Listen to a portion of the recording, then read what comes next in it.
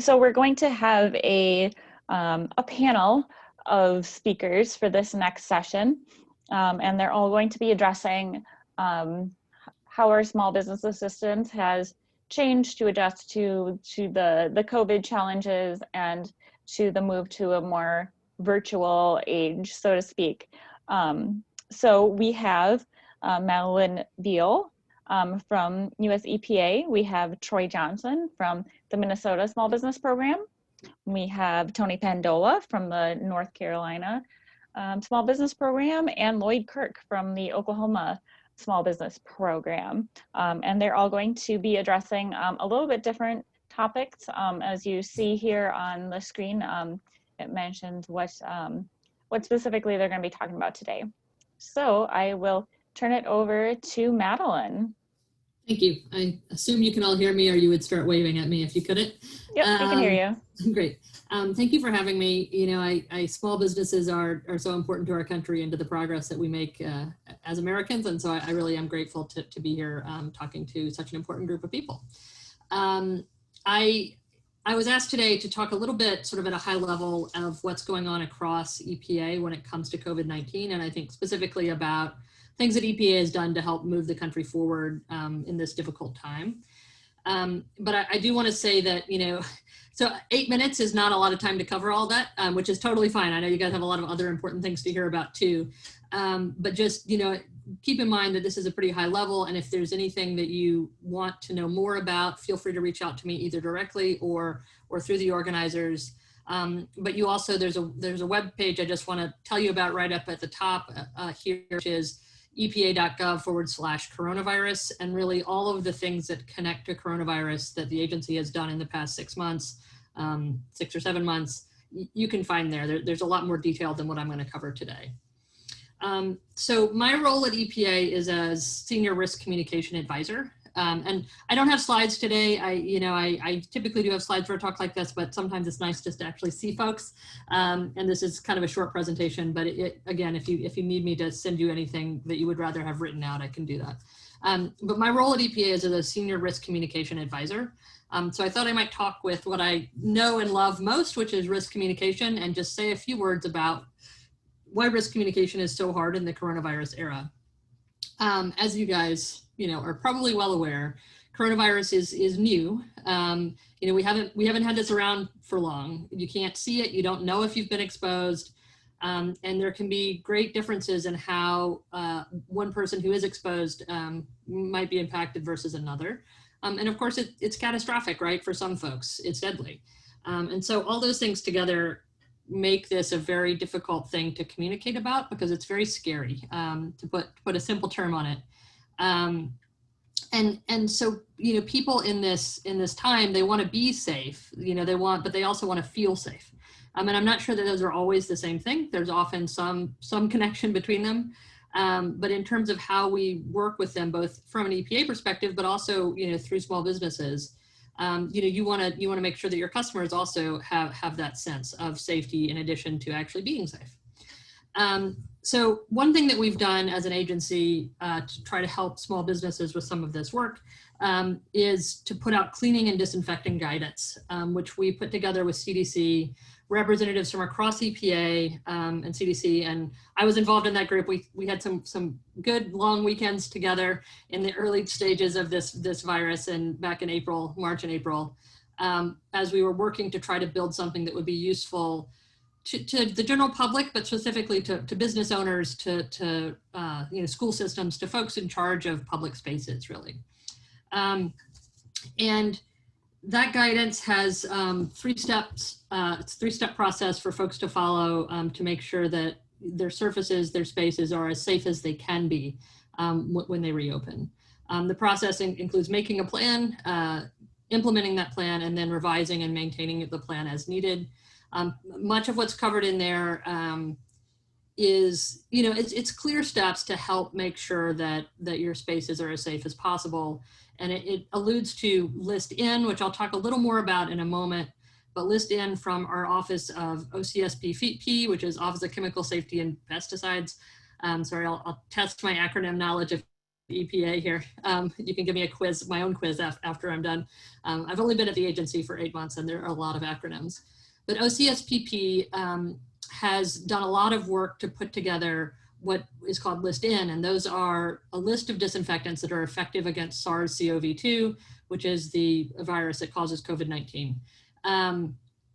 And that list is something that is useful, I think, to small businesses and to school systems and to others who are really trying to make sure that the products they're using are cleaning effectively. A couple of other things I want to cover in addition to that guidance that I mentioned and List N are some of the work that's going on in some of our other offices. So the Office of Water, they would like you to know, first of all, that your water is safe to drink. There's no indication that COVID-19 lives in treated water. However, if you are in a situation where you've closed a building for a long period of time, they have put out guidance on how to flush properly, because if the water systems have sat dormant for some time, then there are some issues that you should be aware of with other diseases that can sort of become problems when buildings sit. So we have some flushing guidance on the website. Our Office of Enforcement has also, you may have heard that there was a temporary enforcement discretion policy that for routine monitoring issues, if there were specific challenges related to COVID-19 that we were not enforcing in that very narrow slice of items, but that policy has actually ended now as of August 31. And so we're back to normal with enforcement, although we really were at normal anyway because our enforcement didn't stop. We definitely had plenty of enforcement over the last 6 months. I will also note that in the enforcement space, we handle fraudulent products as well. So in the same way that OCSPP lists products for their effectiveness against SARS-CoV-2, if you're selling something that's not effective against SARS-CoV-2 and you're saying it is, then we will bring enforcement actions against you in that as well. And there are folks that were selling, lanyards that were supposed to be protective, et cetera, that had no protective capabilities.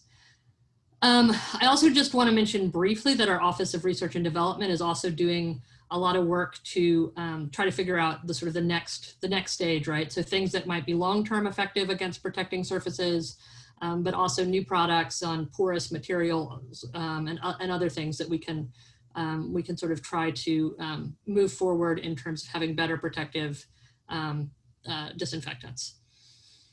And then also our Office of Air and Radiation, they've done some work on indoor air quality. They've done some webinars that I think you can find online. If you email me, I'll figure out the link for you. But that talk about air filtration and indoor air plus type issues. I think Madeline, just a 1 minute warning here. Sure, I was going to say I'm going to try to wrap it up here anyway, so that works awesome. out for me. So I just want to make 3 points of what we've been doing since this started, which is, we've been trying to ensure that the public has easy access to the information that they need to protect themselves and their loved ones. But we've also been working with businesses and organizations to make sure that they know how to protect their customers when they come into their store or fulfill their regulatory obligations and other issues that they have to deal with on a regular basis as they provide essential services to our country. As I said, you guys really are the folks that move the country forward in small business. So, and then finally, we've been working with the research community and scientists to make sure that we're moving forward in terms of what we know about this disease so that we can sort of conquer it through science as well as through regulation and our practices as an agency. That's about it for me. So I'm happy to take questions if there's time at the end, but I think we're gonna go to the next up, right? Yep. Thank you so much, Madeline. We will have questions after all of our 4 speakers. So next up, we have Troy Johnson.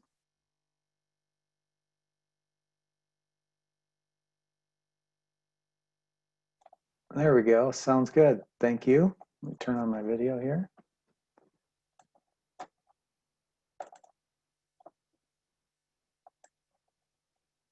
All right.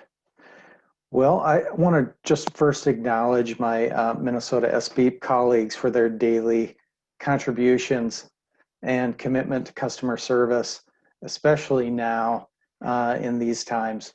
because their experiences are the basis for this presentation. So thank you, Allison, Emily, Jennifer, and Carrie. Because of the coronavirus pandemic, we've all had to figure out how can we continue to deliver quality assistance to small businesses. For example, how will this affect our ability to do site visits? We know how valuable a site visit can be, but is an in-person site visit really necessary? How can we help them in other ways, over the phone, by email, virtually? We had an opportunity to conduct a virtual site visit at a CBD oil production facility. This was early in the spring, and Minnesota had a stay-at-home order, and we did not yet have authorization to go on site. And the prep was basically the same as an in-person site visit. We had a prior conversation with the facility about their processes and equipment, and that allowed us to research emission factors, rules, permits that they had. We arranged for a video conference call using Skype, and the facility contact, using his phone, gave us a tour of the production line from receiving to shipping.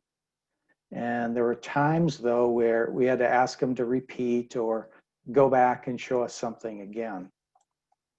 And after the tour, he went back to his office where it was quieter for an exit interview, where we provided a summary and next steps. So what did we learn from the experience? Of course, there's pros and cons. It's safer to do in this climate. There was no chance of coronavirus transmission between us. We saved on travel time. There's lots of video chat options available. We use Skype, but I'm sure the others would work just as fine. But it really, on the con side, it really depends on the facility's technical capabilities, and this particular one worked out really great. But I'm sure we can all think of facilities that, you know, this just would not work out. And we might also just miss some activities. When we're there on site, we can, you know, use our eyes to see whatever we want to see. We can look for on the floors and the corners, look for vents, look at equipment from different angles, or see what's on the ceiling for different emission units. So there's a possibility of missing some things. Also, the plant manager is walking through the floor with a cell phone, and that might look normal to his coworkers. And so they're going to ask him questions about things and not realize that he's engaged with us during giving a tour. Some of the equipment can be loud, so it can be hard to hear at times. And it's less efficient than in person.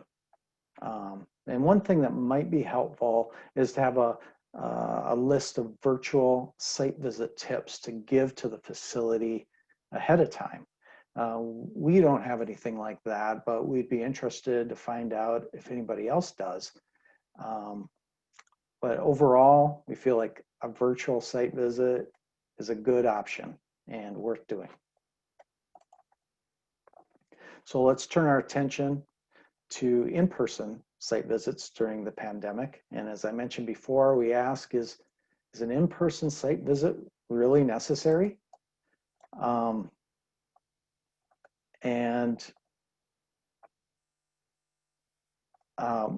We consider a number of factors: complexity of the issues, number of activities, permits, people involved, deadlines and schedule. And we conducted a couple of site visits at an aviation maintenance facility and a sand and gravel hot mix asphalt plant.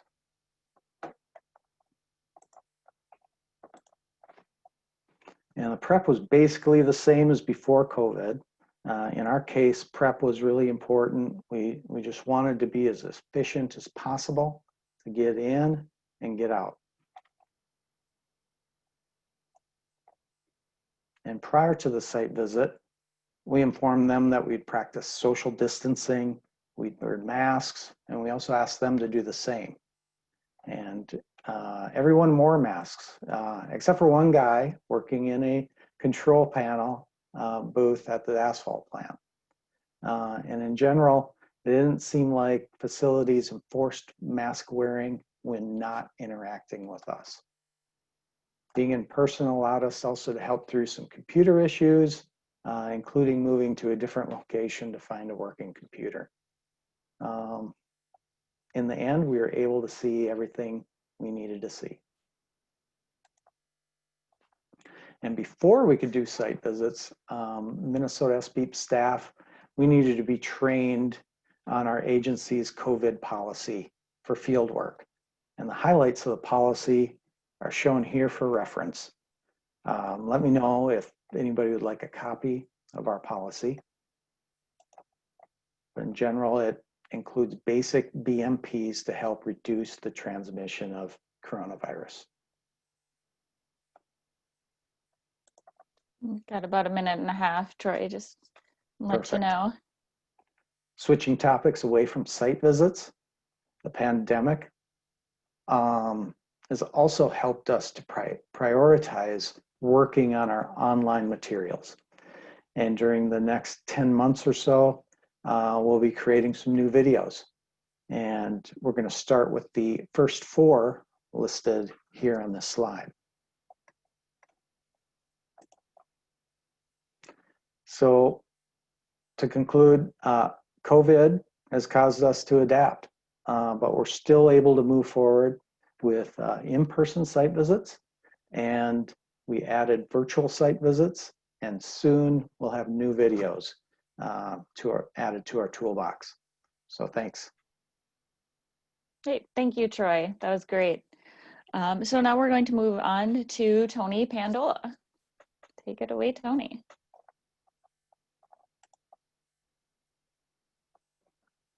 Yeah, it looks like you're muted, Tony. Okay, I am the SBEAP for North Carolina, and I've been doing this a long time, over 20 years, and owned a small business during all that time, and done a lot of work with EPA on filming videos for small businesses. That got me on the collision repair campaign team, and that got me to be able to brief some auto body boards and stuff. So mostly I'm going to talk to you about auto body outreach on this. But also first I wanted to talk to you about cotton gins, because that's kind of how I started out COVID. I noticed last year that they had some compliance problems. And when I started digging into their compliance history, I noticed quite a few violations for not getting an annual report in on time.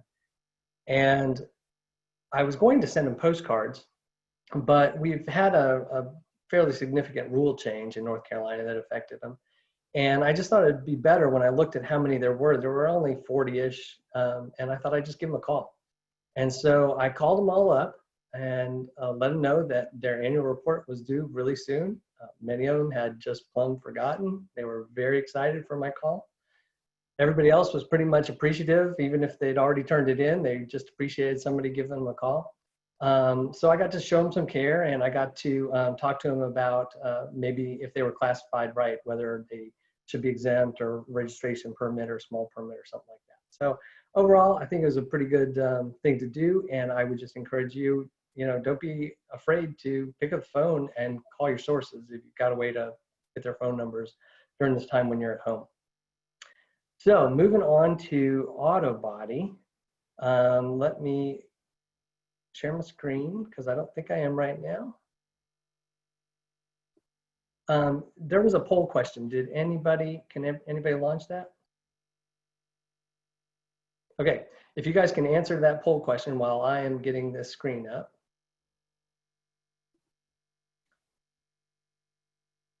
All right, we got some people coming in. I appreciate that. Keep them coming. We'll turn it off in just a second. And then I'll ask you again later.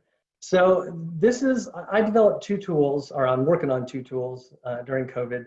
This is one that I actually developed way back when the auto body rule first came out, but we didn't have funding and the software and all the stuff necessary to launch it at that time. And of course, I thought way back then in 2008 or so that it probably didn't apply to that many facilities.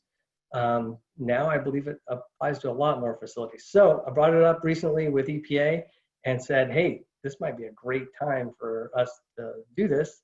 They love the idea, and they've made a lot of RegNav tools, and I actually had it in the RegNav format already because I had used Articulate Quizmaker to make it. And so here we are, and you can close that poll out. I'm going to run through it really quick. It's just to show you it's draft. It's not finalized. I think it'll be coming out pretty soon. As the moment it is, you will know about it. I will get it out there on Main and we'll all see it. But typical regulatory navigation tool, tells you what it's about. It's got some stock boilerplate stuff that they put in there.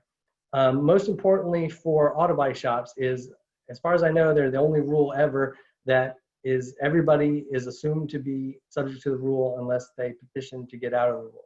So it lets everybody know that that's what this is for. This isn't for miscellaneous sprayers because they get to go through the applicability thing. They don't have to petition to get to exempt. And it basically asks a bunch of questions. And when you get through all the questions, you can find out whether you can be exempt or not. So of course, this one is about whether you spray anything that has the target HAPs. If you say no, then it will take you to a page that says, this doesn't apply to you. You can get some compliance assistance from SBEAPs. It's got a link to our website and some good stuff like that.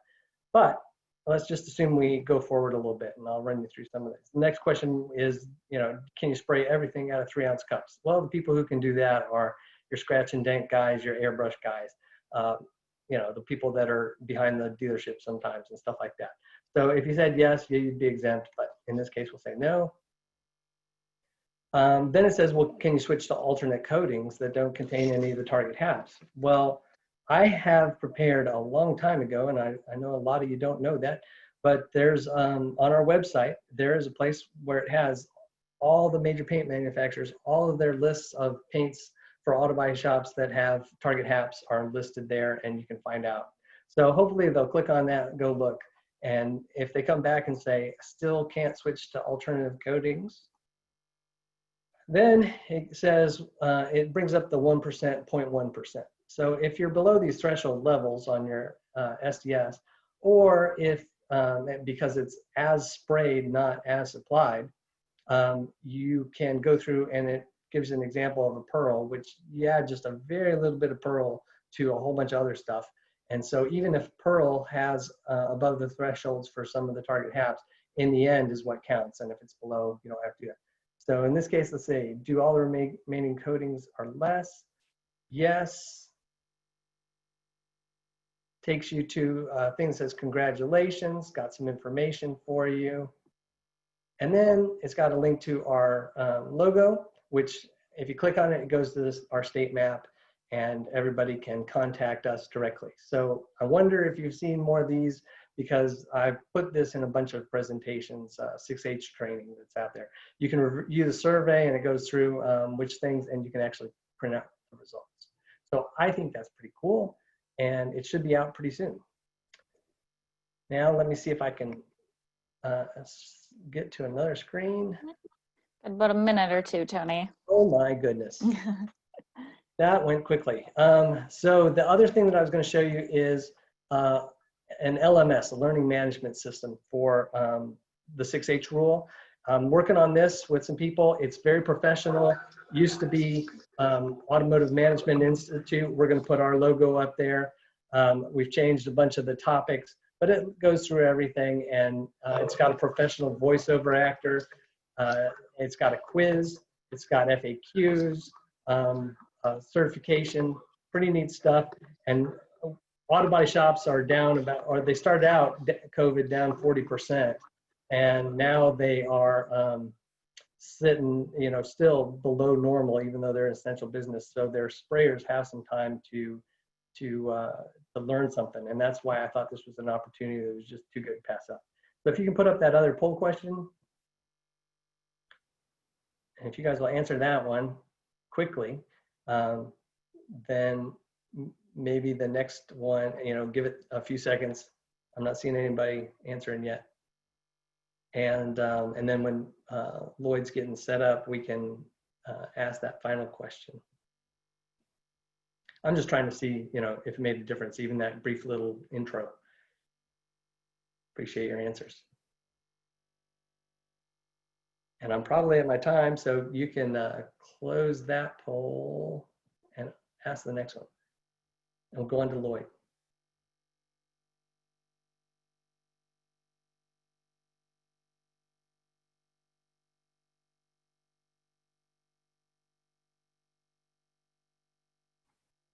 Is anybody speaking? Did you have one more poll question? Is that right? I do. Does somebody have it? Yes, John, can you launch? I do not have another question. Okay. Okay, no problem.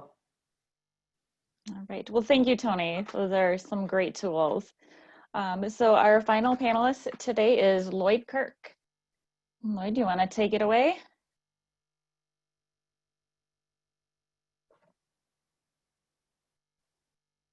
You can start sharing, Lloyd, if you have slides. It looks like you are still muted. Oh, okay. There you go. Okay. Well, let me restart. Good afternoon, everyone from the state of Oklahoma, and welcome. It's raining down here. We love the rain. But my name is Lloyd Kirk. I'm the Director for External Affairs for the Oklahoma Department of Environmental Quality. And I want to thank Lisa and Donovan and Jennifer for the leadership on getting this conference going, and also Paula with EPA. It's been a great conference. Thanks, guys. It's an honor to be on this panel. Troy, Tony, and Madeline, thank you for your presentations. Just awesome. I want to share my screen now, and let me see here. Can you see it okay? Yep, we're seeing it. Okay. Yes, sir. You know, when COVID-19, and actually, I think Tony hit on this, and so did Madeline. You know, this is unprecedented times for all of us, and the only other time I can think of when I think of COVID-19 is 9/11, as far as a call for action. And, you know, this was a call for action for environmental agencies across, you know, the United States. I think everybody on this call understands where I'm coming from. We all have a public servant heart. We all want to help others. And, you know, our enemy this time is a virus, and we can't see. But together, I've seen our agency. I've really been blessed to see our executive director lead us, and our deputy executive director, and all my fellow directors, and all the employees just rally around and trying to help get around this issue. So from that point, it's been one amazing trip. I want to talk about 5 points today. The major agency-wide actions that we're taking, some small business financial assistance, and mainly my main point is about pivoting during the pandemic and some accomplishments, and then the virtual age, which really Tony and Troy both hit on. Right off the bat, we used telework, and I think everyone on this call went to teleworking, and I was just amazed we did that in about a week or two. The communication was awesome between everyone. We quickly created my division web page through all the division support on COVID-19. All that was done in a week or two. It was amazing to see everyone just all hands on deck. Work groups were established, put together for staffing, building protocols, even planning for transition back to work, back to the field work, and telework options. So it was just amazing to see how quick that everyone was working together. I wanted to talk about the COVID-19 financial relief. You know, this is a small business conference. This is for SBEAP. Bottom line, I don't know about you guys, but our calls were down to a minimum, if not zero. Our SDEQ, our 1-800 call numbers, all those numbers, emails, phone calls. I've talked to the other divisions, the same thing. No one was concerned, especially those first few months, but they did care about money. They had to survive. And without basically phase 3 on the CARES Act and the 2.3 trillion, these small businesses would be under, especially with the Paycheck Protection Program and the EIDL funding. And the reason I put that on here is we have to look at the funding mechanism because that's where I pivoted. Our technical assistance was down. But I pivoted working with our sister state agencies and federal agencies, SBA, Department of Commerce, shared financial information, webinars. We shared social media on the grants, loans, and PPE. I mean, my job is in external affairs. I work with everyone. So especially the business community. I wanted to share that information about getting money. So I shared on every resource I knew. And we did ours through social media. Well, during this time, we still are working. So we actually had Tesla looking at Oklahoma, at Tulsa, Oklahoma, building one of their facilities. It was huge. It was down between us and Austin. So not only was COVID-19 going on, but the biggest manufacturing plant and investment in Oklahoma history was being looked into. It was actually exciting to look at what was going down, and we were involved. DEQ was virtually on Zoom from permanent assistance. It was critical. So I was excited about that. That's actually created more business down the pipe. But what I want to talk about, what was accomplished, you know, money was distributed, over $5 billion in PPP money, and mainly what the secretary wanted was everybody on all the agencies working together, getting the word out, because bottom line, small businesses need money. Check that off, it was done. I think I know my relationship with small businesses and businesses has been enhanced because they see it's another side. It's not a regulatory hat, it's a we care. We really do care. How we're conducting business, and actually Troy talked a lot about the same thing being done virtually, phones, pictures, Zoom, drones, etc. We actually, through our chief engineer, he's got an inspection task force put together, and I'm on that. And it's interesting to see all the divisions on this crosswalk when we look at the different inspections, the imagination that's being created. It's changing the way that we'll work. So I say that because moving forward in the virtual age, it's a digital transformation, and we all know that, but it's happened quicker than we ever thought. Small business assistance, technical assistance is going to be more virtual, more online. Permanent assistance, the same thing. The processes, the imagination, the innovation, I've seen it everywhere in our building. On that side, I think we're going to see state government work at a faster pace than ever before. Even in our own office, my assistant director, who's championed our EPA learning management system, ELMS, deployed it virtually in currently doing that right now with 3 sections on 3 different processes. So it's amazing to see what's been done during the pandemic and at this time. And people have risen to the top, you know, and taken action. Got a minute, Lloyd, just to let you know. What I'd like to do is show you an example of the video that we sent out.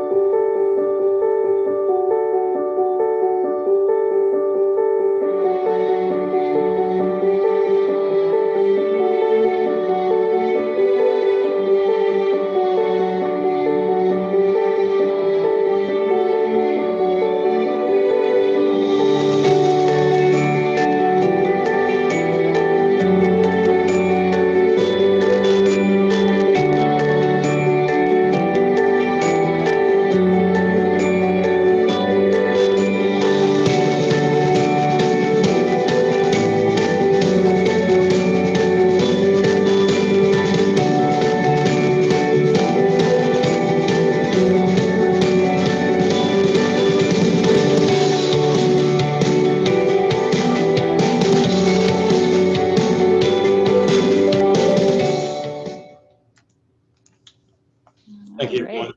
Appreciate that. Thank you, Lisa. Thank you, Lloyd. That was a great video. Thanks for sharing. All right, no problem. All right, so now we can move on to Q&A. Nancy, do we have any questions coming in? We had a couple of questions. It could be our panelists jumped on and maybe answered them, but I will repeat one of them because I think that a lot of people would be interested in it. And this was for Troy. So first of all, I just want to say everyone did a great job. It was, and I want to give a shout out to Belinda Breidenbach. She organized this panel, and I really appreciate it, I'm sure that everyone else did, on how you each spoke on something different. And that was just really, really good. So I'll ask all the panelists to put their videos on. That would be great. And the first question did come in for Troy. And so Troy, the question was, could you share your policy? Based on the policy that you referred to, maybe you could just say a little bit more about it. And if you want to, we've got 15 minutes, you guys, for questions if you'd like. And if you would like to share that policy, we could add it to this presentation file and post it on our website. That sounds good. I can do that. I'll send you the document then, Nancy. That's great. And remind us what that policy includes, Troy. So the policy is really about how to be safe when we're out in the field. And it's the basic information: social distance, wear a mask, don't watch what you touch, wash your hands, that sort of thing. And really just I think an important thing is just to kind of set that expectation with the facility that you're visiting ahead of time, that that's what we're going to do. We can request that the facility do that, but you know, it's up to them, really. And I'll just say one more thing about that. With any safety situation, if the staff is feeling unsafe, they can feel empowered. Hopefully they feel empowered to remove themselves from that situation too. So and feel supported that they can do that.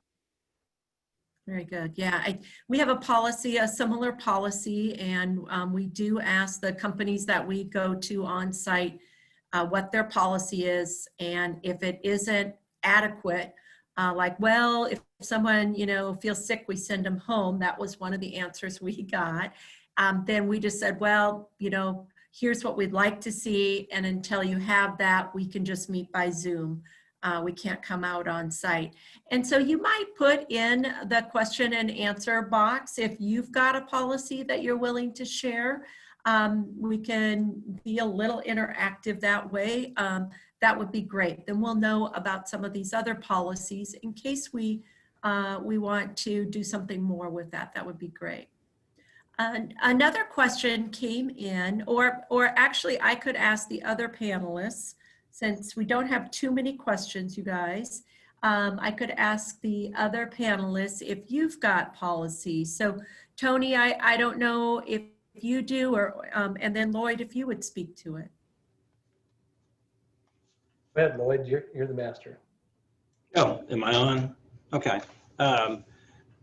We have actually in our inspection work group, we're reviewing different policies by our divisions for our air and water and land, as far as different policies. Like Troy, like you were talking about, mainly the social distancing, the mask, because some of the divisions have their own policies for doing that. I can get with those respective directors, and I'm sure we can share that. I don't think that would be an issue. But each one came up with their particular, if it was solid waste, hazardous waste, radiation, or if it was air or water, they all had specific needs. From driving in a car, do we drive two to a car, one to a car? Things like that. How many people are actually needed on an inspection? And I think everybody on this call, used to, that was the training where you took someone with you and to get trained to go on site. But now that's not safe from a social distancing side, or they might not feel safe with you. So, but yes, Nancy, to answer your question, and Lisa, like Troy, we have some policies like that, and I'll see if we can share those. Right. And Tony, I know you're a one-man band. Yeah, I mean, I think almost every division is going to have that, but most of our people in my office are staying home most of the time. Okay, so no site visits, permit assist by Zoom or phone. Got to be a good reason for that. Yeah. And Madeline, I don't know if you want to say anything about that. So I mean, if there are questions specifically, I think I might have to pass because I don't know that I have I mean, I don't want to say anything that's not completely accurate, but I know that we are trying to be as flexible as possible as well in terms of using virtual technology to help with these issues. Okay, great. There was a question from for Lloyd, I know on the video. That video was very good. I got to watch it a couple of times, and so the music behind it is really perfect. And that is your PR group that did that, Lloyd. So if someone has a question about that video production, can they contact you? Sure. Okay, and that was Nancy Crickman. We'll reach out to Lloyd in Oklahoma. No it was very good. There were some comments here, as you guys may have seen. Very good presentations, good information. And then Tony, I think you must have answered the question that Catherine had about who you're working with at EPA. Would you mind verbalizing that one? It's the people that work on the regulatory navigation tools, which is Melissa Payne and Brad Johns. And I should also say there was another question about, is this something that's universal that we can all use? Yes, of course. I'm not North Carolina branding anything. It's all SBEAP stuff and EPA stuff. So the RegNav tool, EPA is going to put it on their website, and it's going to be available through them. The 6H online tool we hope to have hosted completely on the National SBEAP site. And by the way, many of the major paint manufacturers have indicated that they are going to make it a prerequisite before any hands-on training that they do. They're not even going to let somebody do hands-on training until they've come to our site and done the classroom training. It's the one place where they want to have online free training for 6H for everyone. And I think that's really going to increase our exposure. And at the end, everybody's going to get a link to their state, and you might be getting some more calls on it. Great. And then what percent of collision repair auto body shops, based on your experience, do you, in your state or across the US, do you think actually fall under 6H, are not eligible for a petition? So there's an interesting little problem with that question is 6H has 3 different parts. So auto body shops are in one of 2 different parts. They're either in the paint stripping or the painting. The painting they have to get an exemption for to get out of the painting part. So I think only about 1% of the auto body shops need to be in the painting part. It probably means they have some really old paint around that still has that stuff in there. All the major paint manufacturers reformulated, they don't have the target HAPs in them anymore. However, you use 1 drop of methylene chloride as a stripper, and you're subject to the methylene chloride stripping part of the rule. Yeah. And it's easy, less than a ton, which nobody goes over a ton on stripping cars, but you're still subject to that part, so you got to be careful with that. Right. And I would say we found the same thing. We haven't found much methylene chloride, but maybe it's hiding. It's hiding. Yes, I have found it hidden, I must say. But yeah, and you can't buy it at the stores anymore because they've banned it for commercial use. So you can't find it at Lowe's anymore. So it's a little harder. They have to buy it through their jobbers or something, which then they have a record of it. So you might see those bottles of aircraft stripper that they hide sometimes disappear, I hope. Right. We should see that. All right. There are no other questions. So I will turn it back to Lisa to conclude this session.